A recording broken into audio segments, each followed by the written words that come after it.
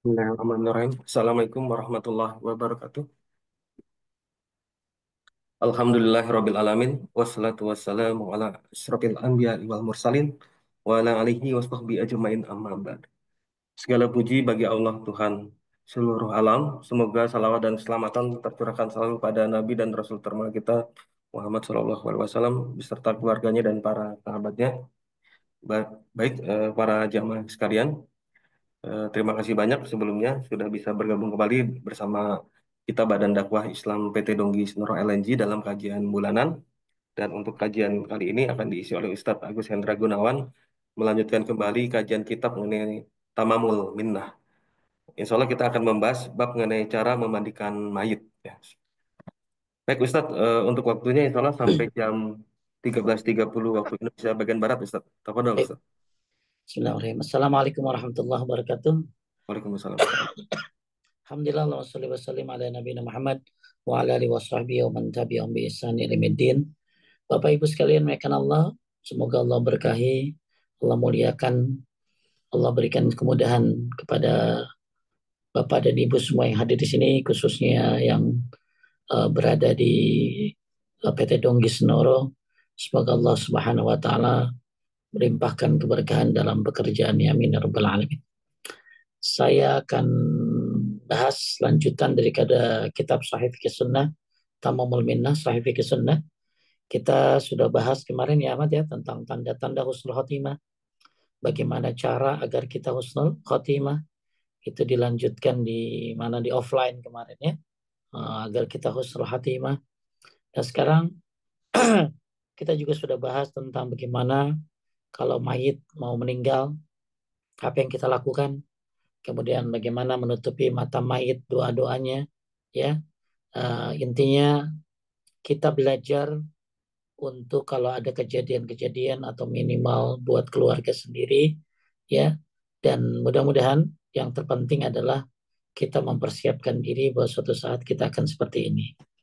Baik, memandikan mayit. Hukum memandikan mayit ini adalah fardu kifayah. Berarti fardu kifayah kalau sudah ada yang melaksanakannya berarti sudah terbebas dari hukum. Dalil hal itu adalah karena Nabi SAW bersabda kepada orang yang tertimpa oleh binatang tunggangan dalam keadaan muhrim. Muhrim ini maksudnya ihram ya, mati. Jadi kalau kita bilang muhrim itu berarti ihram. Jadi kalau istri berarti mahram harusnya, bukan muhrim. Kalau muhrim ini orang yang ihram, ya. Nah, jadi ada sahabat Nabi yang meninggal karena tertimpa tunggangannya, ya, mungkin tertimpa kuda atau ontanya dan dia dalam keadaan ihram. Dalam keadaan ihram. Maka Nabi SAW bersabda, "Ighsiluhu bima'in wasidrin." Ya, mandikanlah dia dengan air dan daun bidara. Kemudian dan janganlah kalian memberinya hanut, ya, atau obat untuk memumikan mayat, ya. Jangan memberikan wangian, jangan menutupi wajahnya dan kepalanya karena ia dibangkitkan pada hari kiamat dalam keadaan bertalbiyah. Fa innahu yub'atsu yaumil qiyamah mulabbiyan. Ini hebatnya orang yang mati sambil dalam keadaan ihram ya, maka dia nggak boleh dikasih minyak wangi karena dia kan kayak orang ihram. Orang ihram nggak pakai minyak wangi kan, ya. Kemudian dia juga jangan ditutupin wajahnya, ya, atau dan kepalanya. Kenapa? Karena orang kalau ihram nggak boleh pakai peci, nggak boleh pakai topi, ya. Jadi persis kayak orang ihram aja dia. Maka dia akan dibangkitkan pada hari kiamat dalam keadaan bertalbiyah. Jangankan orang yang mati dalam keadaan ihram. Kalau ada orang pergi umrah, Ahmad, lalu kemudian dia mati di tengah jalan, maka dia dapat pahala umrah sampai hari kiamat. Dalam sebuah riwayat, kalau orang berangkat haji, lalu dia mati belum melaksanakan haji di tengah jalan, maka dia dapat pahala haji sampai hari kiamat. Betapa mulianya dua perjalanan ini, umrah dan haji. Maka semoga Bapak Ibu dimudahkan untuk bisa melaksanakannya, dan jangan takut, jaminannya jangankan di belum sampai saja sudah dapat keutamaannya. Nah, apalagi ada orang yang mati dalam keadaan pakai ihram. Tahun ini tahun ini, tahun 2024 ini saya melihat banyak yang meninggal di Arafah ya, di Arafah. Banyak yang meninggal di pinggir jalan, di tengah apa di pinggir jalan karena keadaan panas yang luar biasa. Ya, maka masya Allah beliau mereka yang meninggal kemarin haji tahun 2024 saya mereka akan dibangkitkan dalam keadaan bertalbiyah. Jadi di sini Nabi Sallallahu Alaihi Wasallam menyuruh sahabatnya untuk dimandikan dengan air dan daun bidara. Kalau dulu daun bidara ya Ahmad ya. Kalau sekarang ya kalau sekarang kalau ada ya alhamdulillah. Setahu saya sih ada yang jual ya. Bahkan saya juga banyak banget tuh Ahmad pohon bidara di belakang. Kalau Ahmad punya teman bisa ngolah ya itu apa lebat sekali pohon bidara saya. Nah, itu bagus untuk apa untuk mayit ya sambil dimandikan dengan daun bidara. Kalau nggak ada sekarang banyak yang pakai sabun nah. Kayak sabun atau apa ini ya kamper ya kamper ya yang wangi. Taib. Kemudian juga yang menjadikan hukumnya bukan wajib tapi fardu kifayah bukan fardu ain tapi fardu kifayah. Beliau sallallahu alaihi wasallam merintahkan kepada para wanita yang memandikan putri beliau. Nabi SAW mengatakan, mandikanlah dia dengan 3, 5, atau 7 kali atau lebih apabila kalian memandang perlu. Jadi kalau mandiin jenazah itu ya ganjil ya. Yang praktek mah udah banyak amat ya. Yang praktek mah udah banyak. Maksudnya yang ikut kelas mah udah banyak ya. Yang praktek yang jarang tuh. Ya, lagian harus apa ya? Harus ada tim khusus ya, tim khusus. Ahmad belajar nih tentang mandiin jenazah. Tapi Ahmad kan kerja baik. Ya, begitu ada jenazah udah masuk kantor. Ya, makanya banyak yang sudah ikut pelatihan tapi ya, prakteknya kurang. Ya, maka di sini butuh praktek karena mandiin jenazah ini pahalanya gede amat. Pahalanya besar. Ya, pahalanya besar. Ya.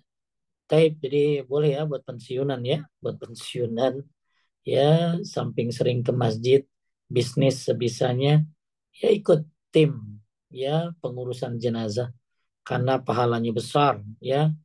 Eh, Taib, perintah di sini memberi faedah wajib dan perlu dimaklumi bahwa perintah beliau di sini tertuju kepada sekelompok manusia yang mengurusi jenazah sehingga hukumnya menjadi fardu kifayah. Kemudian apa sih ganjaran orang yang mandiin jenazah ini? Ya, kita lihat lanjut Ahmad dari Abu Rafi. Ahmad masih di mood. Anmut ya. Dari Abu Rafi bahwa Rasulullah SAW bersabda, barang siapa yang memandikan seorang muslim, lalu ia menyembunyikan keadaan sang mayit, Allah Subhanahu wa taala akan mengampuninya 40 kali. Dan barang siapa menggali kubur untuknya, lalu ia menguburkannya, maka akan diganjar seperti ganjaran tempat tinggal yang dia tempati hingga hari kiamat. Dan barang siapa yang mengkafaninya, maka Allah akan memberi pakaian kepadanya pada hari kiamat dari sundus atau sutra tipis dan istabrok sutra tebal di Taib, surga. Masya Allah. Ini orang yang mandiin jenazah tuh kalau dia bisa amanah, tidak menyebutkan aibnya dan harus karena Allah ya. Karena Allah, tidak mengharapkan apa-apa. Maka bagus mandikan jenazah ini buat orang-orang yang memang mencari ridho Allah Subhanahu wa taala. Maka dia akan diampuni dosanya sampai 40 kali. Ada yang menyebutkan Ahmad, ini dosanya dosa besar juga. Dosa besar. Ya, saya pernah baca dalam masalah syarah hadis ini ya bahwa ternyata ada yang berpendapat ini dosa besar ditutupi diampuni dosanya sampai 40 kali. Ya, Masya Allah ya.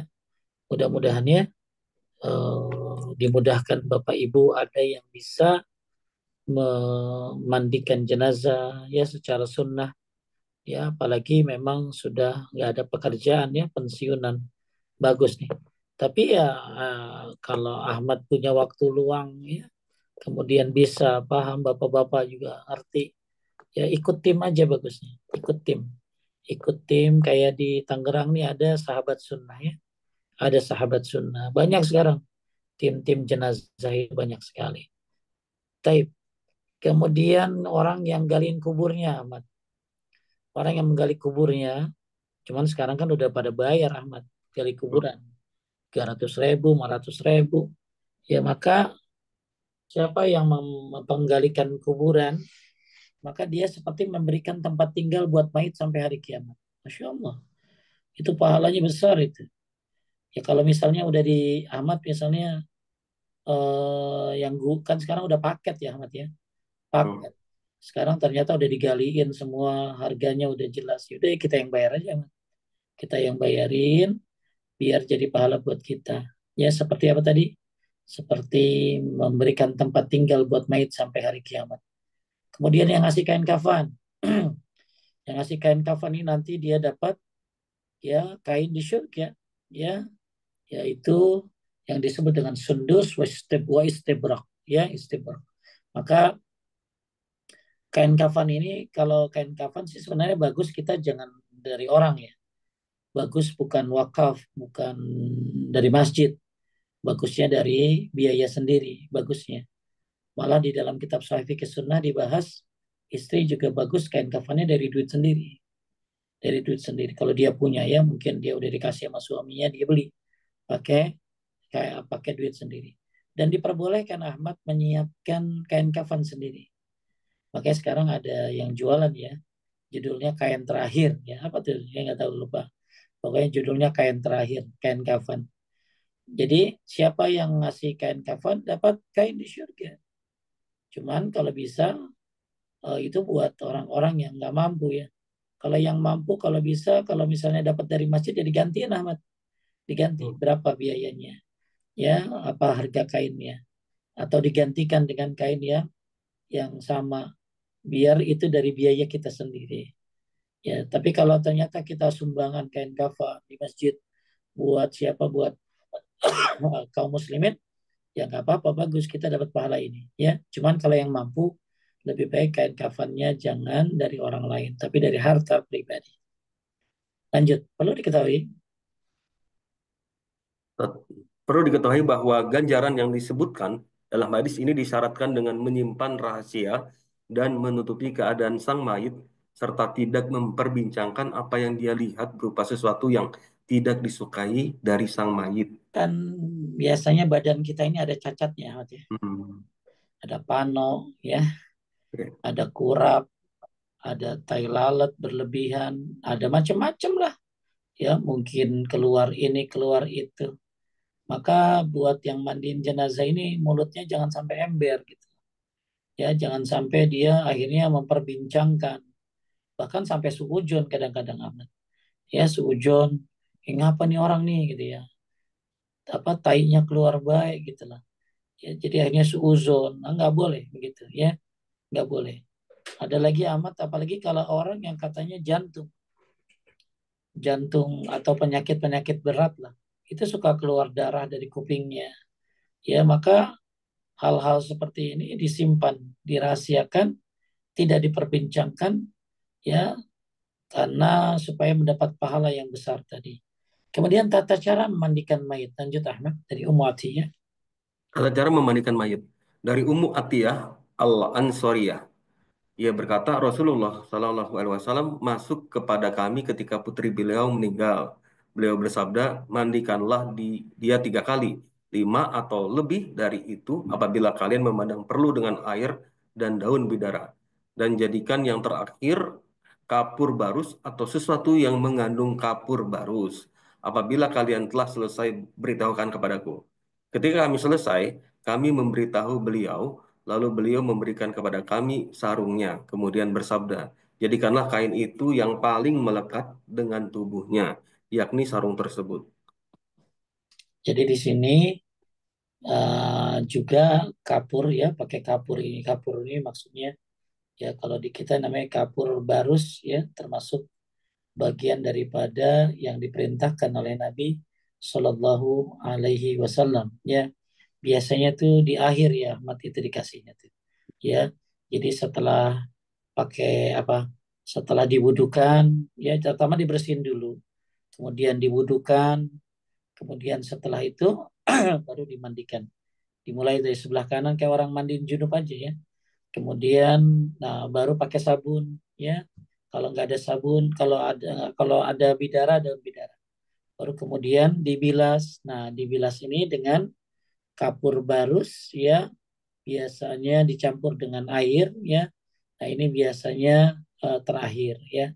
Kemudian ganjil tadi mandiinnya 3, 5, 7 sesuai dengan keperluan. Baru kemudian, ya, di setelah itu dikeringkan, ya, dikeringkan. Dan yang lebih berhak tentunya adalah keluarganya. Tapi yang lebih berhak lagi ya sama jenis kelaminnya. Laki ya dengan laki, perempuan dengan perempuan. Dan Nabi mengatakan, ya, asyirnaha iyahu ta'ni izarah. Jadikanlah kain itu yang paling melekat dengan tubuhnya, yang ini maksudnya sarung. Dalam sebagian riwayat, lanjut, Dalam sebagian riwayat, mulailah dengan bagian kanannya dan anggota wudhunya. Maka makna. makna maknanya adalah menjadikan sarung tersebut yang langsung menempel dengan tubuhnya. Tapi tata caranya secara global, secara rinci sebagai begitu. Yang pertama, mayat diletakkan di atas tempat pemandian setelah ditelanjangi dari bajunya dan diletakkan di atas auratnya sesuatu yang menutupinya dengan syarat kain yang menutupinya tebal dan tidak membentuk aurat ketika disiram air di atasnya. Dan tidak cukup dengan yang dilakukan oleh sebagian orang mandikan dengan hanya meletakkan kain tipis, Ahmad, yang tidak Hmm, menutupi aurat khususnya apabila disiram air. Jadi kadang-kadang kainnya cuma satu. hmm, Jadi harusnya kainnya tebal. Karena kan hmm. kalau kena air jadi ini ya, Ahmad, ya. Jadi berbentuk kan. Ya, berbentuk kelihatan ya kemaluannya. Nah, makanya kain yang ditaruh di atas mayit itu ya bagusnya itu kain yang tebal, tapi ya tetap bisa apa sih, bisa ngerembes ya, bisa Hmm, ngerembes air ya. Kain yang tebal kalau bisa ngerembes yang intinya jangan sampai, bayangin ya, lagi mati aja kita auratnya dijaga, lagi mati aja auratnya dijaga, apalagi lagi hidup gitu ya. hmm, Maka buat perempuan juga ya, bayangkan kenapa orang apa lagi ada orang dapat dapat hidayah hijab ya gara-gara itu. Kalau yang hidup aja, yang mati aja dijaga dalam Islam, apalagi yang hidup auratnya. Walaupun dia sudah mati. Kemudian tujuan daripada kain tersebut adalah agar tidak membentuk aurat ketika kena kena air ya. Tapi jangan tebal juga ya, terlalu tebal sehingga akhirnya dikasih kalep gitu ya. Kain kayak kain sofa begitu ya, enggak lah. Jadi intinya pokoknya biar aman dari terbentuknya aurat. Nah, kebanyakan si orang cuman kain satu aja ya, padahal kurang menurut saya. Kainnya kalau bisa tiga aja, tiga. Jadi kain biasanya kalau di kita kan batik ya Mas ya, kain batik yang panjang itu, nah itu tiga, ya tiga atau dua lah. Jangan satu, karena kalau satu akan berbentuk ya. Kemudian yang kedua Ahmad, Kedua, kemudian didudukkan dengan lemah lembut. Diurut perutnya dengan seksama dengan lemah lembut. Karena terkadang di dalam perutnya terdapat sesuatu seperti air kencing atau kotoran, sehingga dikeluarkan dengan cara diurut. Hanya saja wanita yang meninggal dalam keadaan hamil tidak diurut perutnya. Dan hal ini telah sahih dari Ibnu Umar. taib. Jadi kan habis ditutupin pakai Hmm. kain, ya kemudian didudukin, ya didudukin. Tujuan didudukin ini Ahmad supaya keluar bekas-bekasnya, Hmm. ya keluar bekas-bekas seperti nya, pipisnya, ya. Kemudian pun kalau memang diurutnya dengan penuh lemah lembut. Kenapa? Ya, ya karena eh, apa mayit juga merasakan sebagaimana dia hidupnya. Ya, nah, cuman kalau wanita yang hamil jangan diurut ya. Apalagi intinya ada riwayatnya dari Ibnu Umar radhiyallahu anhu. Taib, jadi didudukan, jadi ditaruh, dikasih kain, ya, kemudian diduduk apa, disiram dengan air, kemudian didudukan, didudukan tujuannya agar keluar kotoran-kotorannya, ya. Kemudian dimandikan bagian bawahnya dengan cara orang yang mandikan melilitkan kain atau sarung tangan yang tebal pada tangannya dan mencebokinya. Nah, ini pakai ini ya, pakai sarung tangan ya, bahan yang menceboknya ya. Jadi kan ada pipisnya ya di, tapi itu apa pakai itu ya, amat ya, Hmm. dipakein apa pakai, kan tadi pakai sarung tangan ya, ya dicebokin ya, dan tentunya dengan lemah lembut. Kemudian berniat memandikannya, ya berniat memandikannya ini buat siapa? Buat yang mandiin, niatin ya, niat dalam hati ya, lalu membaca Bismillah ya kayak orang mandi junub deh. Kemudian mewudukannya sebagaimana dalam hadis yang telah terdahulu, mulailah dengan bagian kanan dan anggota wudhunya. Dan perlu diperhatikan ketika melakukan madhu-madhu, madhu ini masukin air ke mulut ya, dan Hmm. istinsyak kan diwuduin ini. Istinsyak ini kan masukin air ke Hmm. hidung ya. Cara memasukkan kain atau semacamnya yang dibasahi dengan air di antara kedua bibirnya, lalu mengusap gigi-giginya, lalu kedua lubang hidungnya, lalu membersihkan dan tidak masukkan air ke dalam mulut atau hidungnya. Jadi jangan jangan kayak orang wudhu ya. Orang wudhu akhirnya mulutnya dimait, mulutnya dimasukin air gitu ya. Nah dia kan kagak bisa kumur-kumur. Terus airnya dimasukin ke hidung yang nggak bisa ngeluarin dia.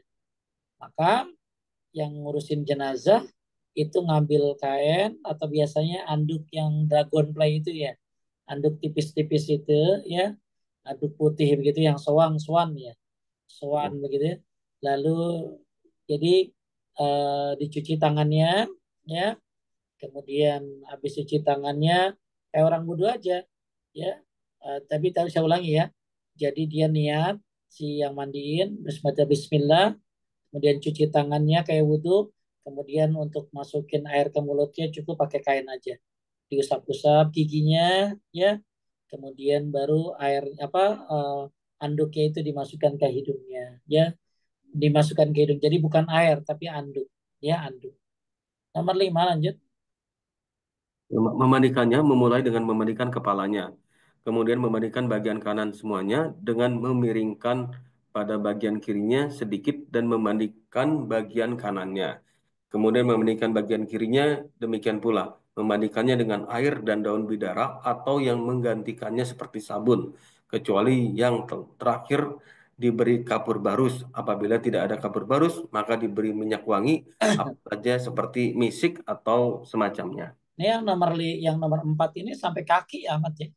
Oke, kaki. Sampai kaki kan wudhu ya. Ini wudhu nih. Hmm. Ya, ini wudhu. Diwudhuin. Habis itu muka.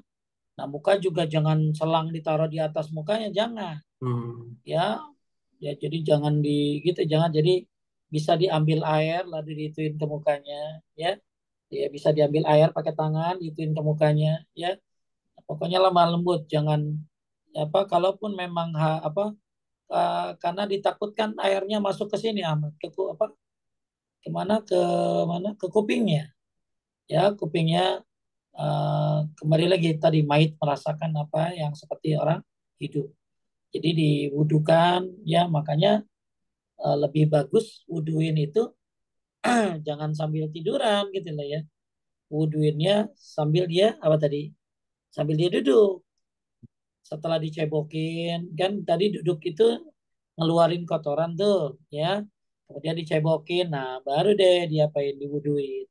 Nah diwuduinnya sambil duduk juga supaya airnya tidak apa tadi, ya tidak masuk ke kupingnya ya. Nah jadi bisa, nah kalau misalnya diwuduinnya sambil duduk, nah bisa tuh selang digituin tuh amat ya, digituin atau air digituin ke mukanya ya.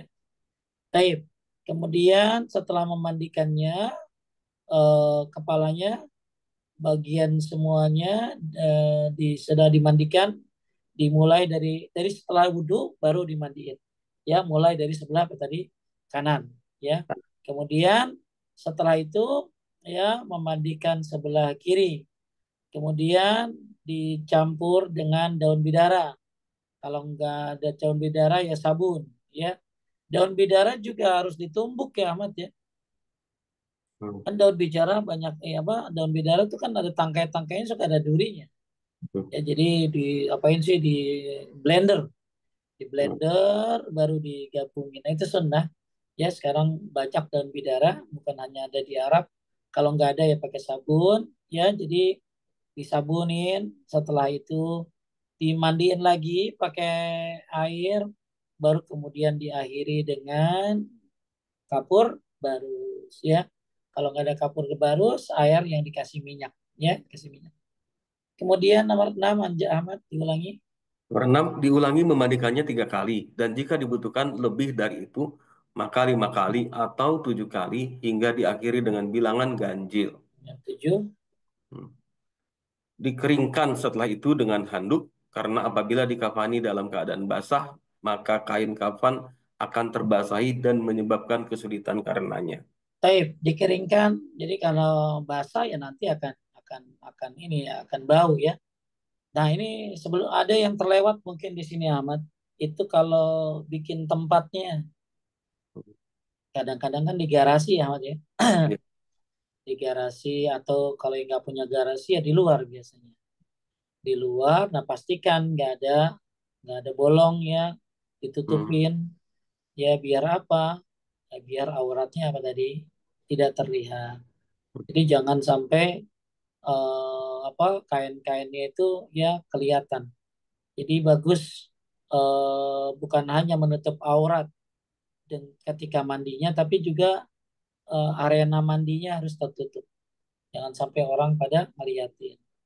Kemudian lanjut nomor 8 setelah dikeringkan, tujuan dikeringin ini agar tidak bau ya, agar tidak sulit ketika memakaikan kain kafan. Nomor 8. Delapan, ditambahkan berkaitan dengan wanita untuk dikeringkan rambutnya pada saat memandikannya. Kemudian dipintal rambutnya. Setelah dimandikan menjadi 3 kepang, menjadi 3 kepang 2 di bagian tanduknya dan 1 di bagian ubun-ubunnya, lalu diarahkan ke bagian belakang, sebagaimana telah sahih dalam sebagian riwayat hadis Ummu Atiyah bahwa Nabi Shallallahu Alaihi Wasallam memerintahkan para wanita yang memandikan putri beliau untuk mengepang rambutnya menjadi 3 kepang dan mengarahkannya ke bagian belakangnya. Baik, ini buat perempuan ya Ahmad ya.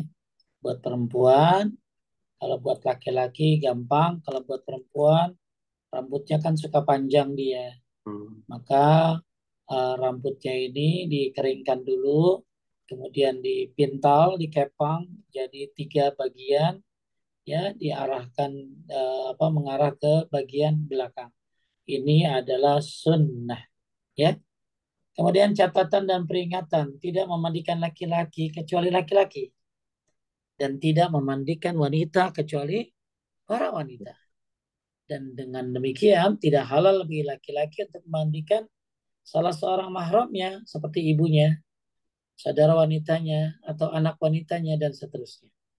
Jadi kalau bisa ya laki bapak ya sama anak laki-laki, ibu sama anak perempuan. Nah, kebanyakan terbalik ya, pada ikutan semua.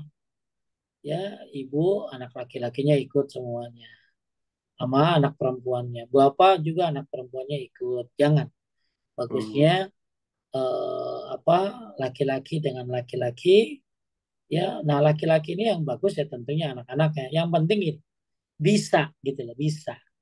Kadang-kadang cuma nonton doang ya. Jadi kagak bisa dia cuman ngituin selang aja. Jadi ya nggak masalah sih. Yang penting eh, mungkin di situ dia belajar ya, di situ dia belajar. Yang penting ada satu orang yang bimbing ya. Karena gini Ahmad, misalnya anak nggak ada yang bisa nih Ahmad. Lalu akhirnya yang mandiin satu orang yang bisa, yang ustadznya misalnya. Terus yang ustadznya ngarahin, ini bisa lama loh Ahmad.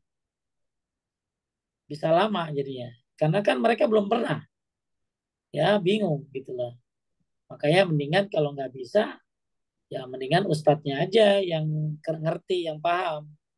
Yang lainnya tinggal bantuin apa, bantuin dudukin, ya, bantuin nyabunin, ya. Tapi untuk hal-hal yang bersifat harus apa personal, seperti wuduin gitu, ya mendingan satu orang saja, biar cepat mandinya, nggak lama jadinya. Baik, nomor 2, dikecualikan dikecualikan dari apa yang telah terdahulu kedua suami istri. Boleh bagi masing-masing keduanya untuk memandikan suami atau istrinya. Dari Aisyah, ia berkata, seandainya aku mengetahui apa yang akan terjadi sebagaimana apa yang telah terjadi, tidaklah memandikan Nabi SAW kecuali para istri beliau. Lanjut. Telah sahih bahwa Asma bintu Umais memandikan suaminya Abu Bakar Siddiq. Dalam hal ini terdapat dalil bolehnya wanita untuk memandikan suaminya. Darinya Aisyah, ia berkata, Rasulullah SAW kembali kepada kami dari jenazah di Baki, sementara saya merasa pusing kepala dan saya mengatakan, aduh, kepalaku. Lalu beliau bersabda, bahkan aku, bahkan aku, aduh kepalaku, mengapa engkau khawatir seandainya engkau mati sebelum aku? Aku akan memandikanmu, mengkafanimu, kemudian aku akan mensolati dan menguburkanmu. Jadi ini ceritanya Hmm. kita lagi berbicara tentang dibolehkan seorang istri untuk memandikan suaminya, ya. Jadi istrinya dan anak-anak laki-lakinya, ya. Ya, misalnya yang mati bapak, maka istrinya dan anak laki-lakinya. Nah, masalahnya ada orang lain nggak di situ, Ahmad? Orang lain di sini adalah yang akhirnya nanti jadi ikhtilat dengan yang bukan mahramnya. Hmm. Misalnya di situ ada ya, dari yayasan. Yayasan ikut, ya karena anak-anak yang nggak ngerti. Anak laki-laki yang nggak pada ngerti. Akhirnya, ya, apalagi ibunya ikut mandiin dan akhirnya kelihatan auratnya. Jadi kalau misalnya begitu ya mendingan mendingan tim dari yayasan aja. Anak-anak yang laki-lakinya membantu semampunya. Tapi Hmm. kalau nggak ada semua anak-anaknya paham, maka lebih baik ya boleh istri dari bapak itu ikut memandikan ya selama tidak terjadi ikhtilat yang ikhtilat di dalam pemandiannya. Nah, di sini dalil-dalil tentang eh, siapa bahkan apa Aisyah berharap akan memandikan Nabi Shallallahu Alaihi Wasallam. Tapi kan nggak kesampaian ya, karena Hmm. yang memandikan Nabi diantaranya adalah Ali bin Abi Thalib radhiyallahu anhu. Kemudian juga Asma binti Umais memandikan Abu Bakar Siddiq. Dan bahkan di sini disebutkan di hadis ini bahkan aku Nabi SAW ya aku akan memandikanmu, mengkafanimu, kemudian aku akan mensolati dan menguburkanmu. Ini jadi dalil bahwa suami boleh mandiin istri. Ya. Istri boleh mandiin suami. Cuman tadi perkaranya, kalau laki-laki misalnya istri meninggal, kemudian suami mandiin sama anak-anak perempuan boleh. Ya. Tapi kalau laki-laki karena banyak banyak kan yang kalau laki-laki kalau misalnya bapak meninggal laki-laki ibu ikut nah maka harus perhatikan ada ikhtilat ya. Termasuk juga laki-laki kalau misalnya ada tim dari perempuan dari yayasan ya misalnya dari yayasan apa tadi sahabat sunnah misalnya maka harus perhatikan jangan sampai ikhtilat. Hmm. Telah sahih juga bahwa Fatimah lanjut.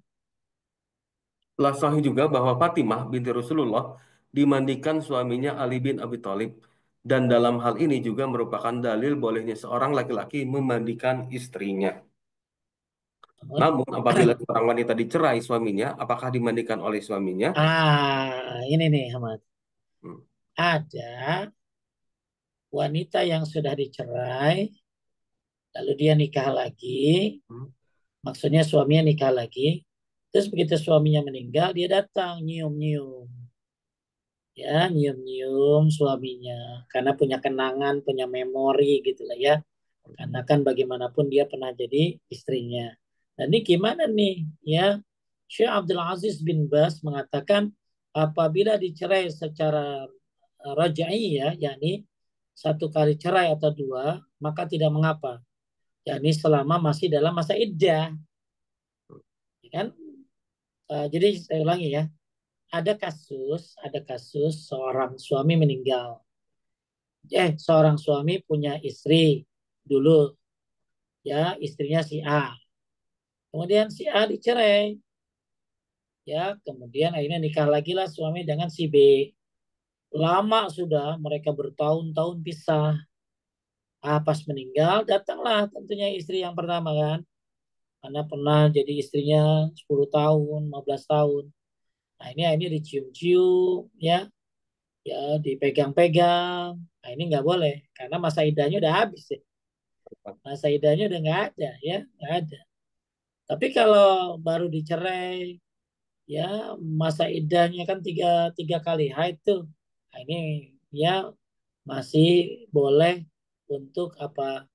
Ya, untuk memandikan suaminya karena masih masa masa iddah. Ya, paham ya. Lanjut nomor tiga. Para ahli ilmu memandang bolehnya laki-laki dan wanita untuk memandikan anak-anak di bawah umur 7 tahun, baik laki-laki ataupun perempuan. Abu Daud berkata, saya berkata kepada Ahmad, seorang anak apakah ditutupi sebagaimana orang besar? Saya maksud adalah anak yang mati dalam memandikannya. Ia menjawab, apa yang harus ditutupi darinya? Auratnya bukan aurat dan dimandikan oleh para wanita. Nah, karena mereka belum balik ya, Ahmad ya. Hmm. Ya, belum balik ya. Misalnya ibunya, maaf, mungkin kan kehilangan anak itu bukan perkara yang mudah ya, Ahmad ya. Hmm. Perkara yang sangat menyedihkan. Bapaknya juga nggak bisa sedih, mungkinan susah untuk mandiin, ya. Maka akhirnya dimandikan oleh orang lain. Kalau anak ini masih di bawah umur 7 tahun, berarti dia belum memayis. Ya, belum memayis, maka boleh dimandikan oleh orang lain. Ya, oleh orang lain sebagaimana perkataan Imam Ahmad, ya, eh, dia menjawab apa yang harus ditutupi dari auratnya bukan aurat dan dimandikan oleh para wanita. Ya, jadi intinya karena belum balik, ya. Kalau sudah balik ya nggak boleh.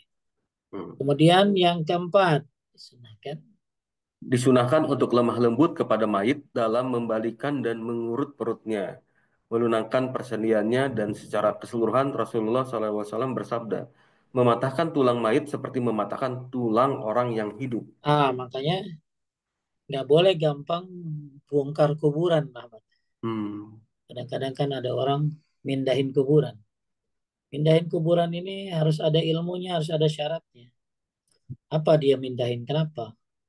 Ya, misalnya karena mau dijadiin jalan raya, Hmm. mau diambil. Nah, ini udah berapa lama nih?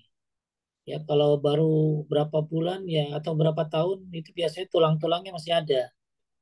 Ya, maka hati-hati ketika digalinya. Jangan sampai ketika digali paculnya itu kena tulangnya. Maka kata Nabi Sallallahu Alaihi Wasallam, mematahkan tulang mayit seperti mematahkan tulang orang yang hidup. La haula wala quwwata illa billah. Ya, saya pernah sih amat ngelihat ya, itu traktor, traktor ngituin kuburan, itu tulang-tulang pada berserakan itu. Ya, nah ini nggak boleh ya, nggak ada adab sama yang mati. Jadi hati-hati untuk mindahin-mindahin kuburan ini ya, harus jelas dan harus hati-hati. Nah, termasuk ini juga dijadikan dalil untuk mandiin jenazah secara lemah lembut. Nomor 5, apabila sang mayit mengalirkan darah yang tidak kering atau tidak berhenti, tidak berhenti mengalir, maka ditambal pada tempat tersebut dengan kapas atau semacamnya untuk menghalanginya. Demikian pula apabila keluar darinya air kencing atau kotoran. Sebagian ahli ilmu berpandangan untuk diulangi dalam memandikannya hingga 7 kali. Dan apabila masih keluar sesuatu setelah itu maka disumbat dengan kapas dan dimandikan tempat darah saja. Adapun apabila masih keluar setelah dikafani maka tidak wajib mencuci tempat tersebut atau dimandikan atau diwudukan ulang karena hal itu bisa memberatkan bagi manusia. Jadi ada ulama memandang Ahmad kalau itu pipis keluar terus-menerus ya atau keluar darah terus-menerus selama masih proses pemandian ya itu sampai 7 kali ya 7 kali. Setelah 7 kali masih keluar juga baru disumbat apa disumbat di apa disumbat ya disumbat disumpel ya disumpel. Tapi kalau udah selesai pemandian kemudian lagi dikait kafanin keluar, nah maka ini apa tidak wajib mencuci tempat tersebut ya atau tidak usah dimandiin lagi, tidak usah diwuduin ulang karena hal itu pasti akan memberatkan, ya, memberatkan. Hmm. Ya, jadi makanya kenapa diurut, ya, supaya tadi keluar kotoran-kotorannya. Kemudian juga tadi, ya, kalau ada ahli ilmu berpandangan kalau memang kencingnya keluar terus, nya keluar terus, maka disuruh untuk memandikannya sampai 7 kali. Ya, tapi menurut saya ini pendapat ya, Ahmad, ya, pendapat, dan ini pun selama dalam proses pemandiannya. Tapi kalau sudah ada gini, Ahmad, ada mayit dibawa ke kampung misalnya, ya kan naik mobil kan lumayan, Ahmad, Ya. jedak jeduk jedak jeduk gitu ya, pasti apa, pasti ada goncangan ya, maka itu suka keluar darah tuh, Ahmad. Hmm. Ya, maka itu nggak apa-apa ya, karena sudah dimandikan. Ya, jadi kalau mayit ya makanya kenapa bagus dikuburin di tempat terdekat, ya, terdekat dengan kematiannya. Tapi Hmm. kalau misalnya Ahmad meninggal di mana, di Mesir ya, itu Ahmad dihitung pahalanya sejauh perjalanan dari Indonesia dan ke Mesir. Hmm. Jadi makin jauh ya makin bagus ya, makin bagus ya. Apalagi mati di Madinah ya, nggak usah dibawa pulang ya. Maka Hmm. kuburkan di tempat terdekat. Lagian ya Ahmad ya, kalau ada orang suami istri berdekatan yang nggak ketemu kalau nggak sama-sama soleh mangan gitu ya. Hmm. Jadi kan itu alam barzah, alam dinding. Dikira kalau sampingan bisa ngobrol gitu Ahmad. Ya ngobrol ya, gimana keadaan, enggak, karena dinding kan barzah. Ya Ya. barzah, barzah itu dinding. Makanya kalaupun tidak sampingan suami istri, dia akan bisa ketemu nanti di surga tentunya. Tapi kalau sampingan kagak soleh ya nggak ketemu. Jadi setahu saya, kenapa dibilang barzah dinding ya karena nggak bisa keluar mereka. Makanya eh, wallahu alam ya. Tapi ada kejadian memang kalau sebelahan sama orang kafir bisa terganggu teriakannya, maka nggak boleh orang Islam sebelahan dengan non Muslim. Itu bisa. Tapi apakah bisa saling nyapa sebelahan gitu ya? Karena setahu saya hadisnya mereka akan tidur sebagaimana tidur pengantin. Ya, cuman enak sebelahan tuh enak dilihat doang aman. Hmm. Oh, enak dikunjungin ziarahnya barengan gitu loh. Ya, cuman kalau terlalu jauh ya lebih baik didekatkan dengan tempat yang terdekat saja.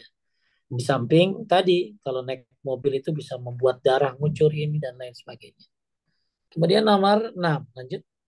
Dan enam, memandikan wanita yang haid dan junub apabila mati adalah sebagaimana yang lain dan tidak ada dalil untuk memandikannya. Yang pertama dari janabat atau haid, kemudian memandikan yang lain karena wafat. Bahkan yang dianggap adalah memandikan karena wafat karena keduanya telah keluar dari hukum taklifiyah.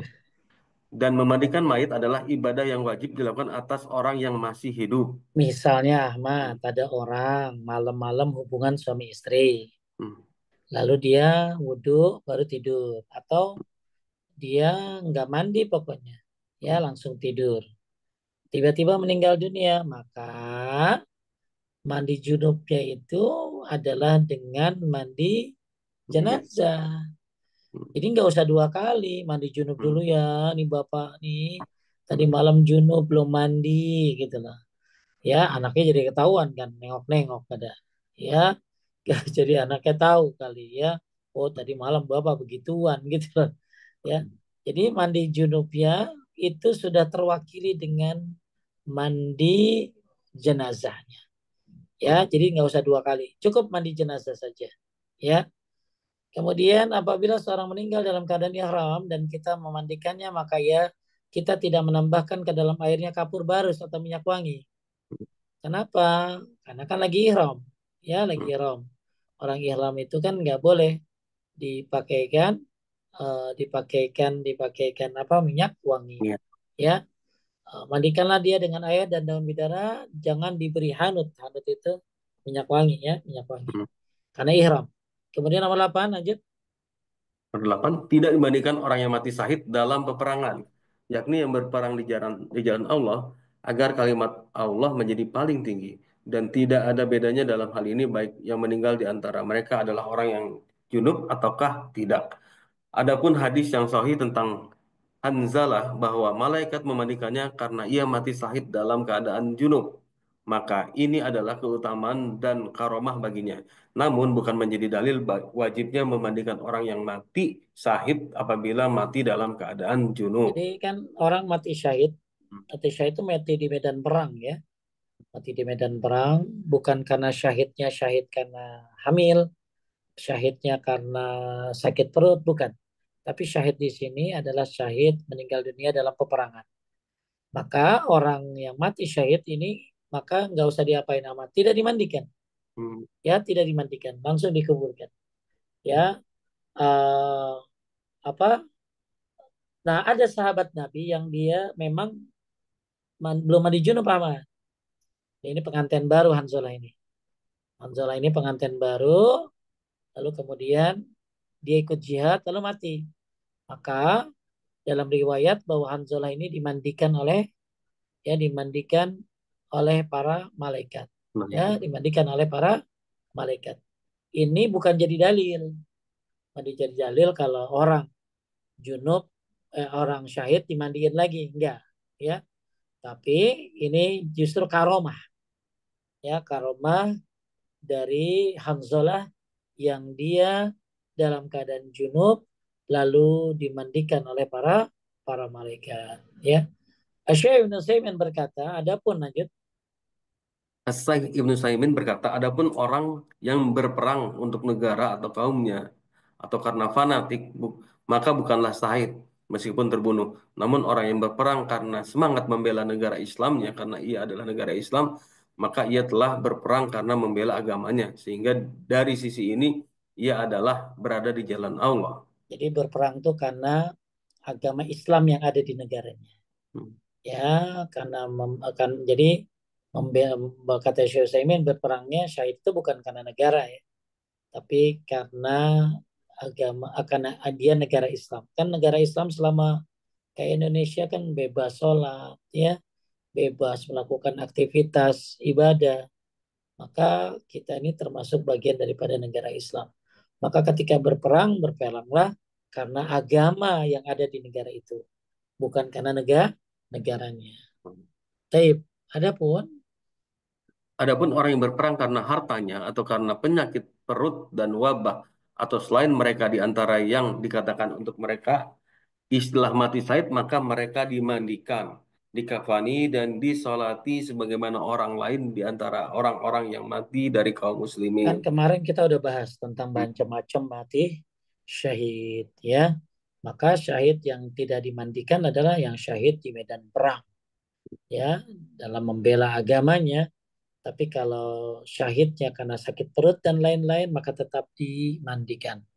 Nomor 10 yang dimaksud dengan syahid adalah orang yang dibunuh oleh oleh musuh atau ia terluka dengan luka yang terus berlangsung padanya dan tidak jelas bagi kehidupan yang tetap hingga meninggal, dan dengan demikian apabila seorang jatuh dari kendaraannya tanpa perbuatan dari musuh atau didapati meninggal dan tidak kita dapati bekas luka, cekikan atau pukulan atau jelas mengalami hidup yang tetap seperti makan atau berlangsung masa hidupnya berapa lama, yang diketahui darinya bahwa ia bukan berarti dalam kondisi syakarat, maka mereka semua dimandikan, dikafan dan disalatkan.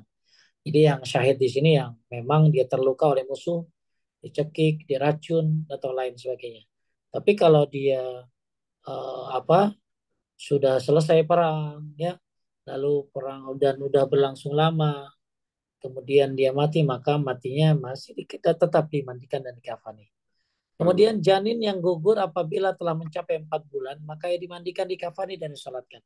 Hmm. Kalau yang sudah mencapai 4 bulan, karena 4 bulan itu sudah ditiupkan ruh. Ya. Kemudian, si banyak Ahmad. Jamnya mau habis. Ada yang pertanyaan? Lanjut Hmm. aja. Ya, belum ada yang bertanya sih. Nomor 12 lanjut. Boleh. Apabila tidak mungkin memandikan mayit, maka ditayamumkan. Bisa jadi karena ketiadaan air atau karena mayit tersebut terbakar dan tidak mampu dimandikan dengan air. Atau karena tidak ada yang memandikannya seperti misalnya seorang laki-laki meninggal di antara para wanita dan tidak ada istrinya atau budaknya. atau seorang wanita meninggal di antara para lelaki dan tidak ada suami atau tuannya. Ya, ini bisa ditayamumkan. Ya, Hmm. jadi mandi jenazah kayak yang COVID kemarin ya, Ahmad ya. Yang COVID itu kan ditayamumkan ya. Kemudian juga mandi tayamum jenazah ini bisa jadi sebab karena nggak ada laki-laki atau nggak ada yang meninggal laki-laki tapi nggak ada perempuan, nggak ada laki-laki yang memandikan dan nggak Hmm. ada mahramnya lagi. Hmm. Kemudian yang meninggal perempuan tapi nggak ada perempuan yang memandikannya. Ya, yang ada laki-laki maka ditayamumkan atau karena apa penyakit ya COVID kemarin atau Hmm. karena mayit ini terbakar ya maka terbakar kan nggak boleh kena air maka ditayamumkan. Ditayamumkannya sama kayak orang ini ya Ahmad ya. Ya Hmm. orang lagi mau wudhu tayamum ya, wudhu Hmm. tayamum. Kemudian sebagian ahli ilmu berpendapat lanjut. Sebagian ahli ilmu berpendapat bahwa ia ditayamumkan karena tayamum adalah taharah sebagai badal untuk mengangkat hadas dan memandikan mayit adalah untuk kebersihan. Asy Ibnu Utsaimin berkata, apabila pendapat ini telah dikatakan tidak ditayamumkan, maka hal itu lebih dekat kepada kebenaran daripada pendapat ditayamumkan apabila masalahnya adalah ijma, yakni ditayamumkan bagi orang yang tidak bisa dimandikan. Maka ijma tidak boleh diselisihi karena umat ini tidak akan bersepakat di atas kesesatan. Taib demikian Ibnu Hazm berpendapat bahwasanya boleh bagi para wanita memandikan laki-laki dan Hmm. para laki-laki memandikan seorang wanita apabila seorang laki-laki meninggal di antara para wanita dan wanita di antara pelaki dan hal itu dilakukan di balik baju yang ditutupkan kepada mayit. Nah, ini darurat ya. Daripada ditayamumkan gitu Ahmad, paham nggak? Daripada Hmm. ditayamumkan lebih baik dimandikan. Tapi kan nggak ada mahramnya, maka tentunya harus dijaga auratnya, ya dijaga. Nah ini kayaknya nggak belum pernah terjadi di kita ya. Mandi junub, mandi ini mandi apa jenazah tayamum kecuali yang COVID ya, kecuali yang COVID. Jadi kalau kata Ibnu Hazm ya kalau memang nggak ada laki-laki yang mati laki-laki nggak ada laki-laki perempuan boleh. Tapi dengan cara apa ya di balik baju yang ditutupkan pada mayit.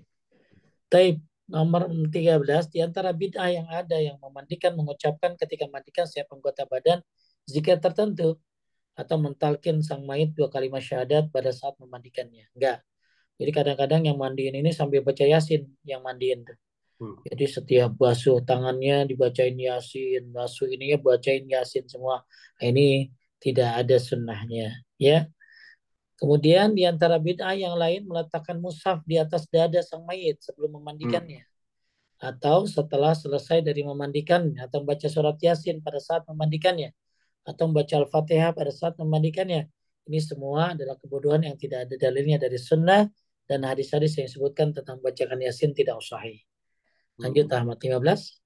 Di antara bid'ah yang lain adalah meletakkan bukur, kemenyan atau dupa di tempat pemandian mayit dengan anggapan bahwa ruh mayit gentayangan di sekitar tempat tersebut selama 3 hari. Nah, ini banyak sampai pada ada orang kaca ditutupin semua. Hmm. Kaca ditutupin semua. Saya pernah tanya, kenapa ditutupin? Katanya takutnya mayit, takut orang pada ngaca datang bukan takziah. Wah, kayaknya nggak mungkin itu alasannya ya. Hmm. Jadi, masa kita datang mau ngaca apa kan di rumah ya banyak kaca gitu ya. Jadi Hmm. mereka ada punya keyakinan bahwa roh katanya nggak mau ngelihat kaca. Nah, ini kan bukan keyakinan dari Islam, ini termasuk ya kurofat ini ya.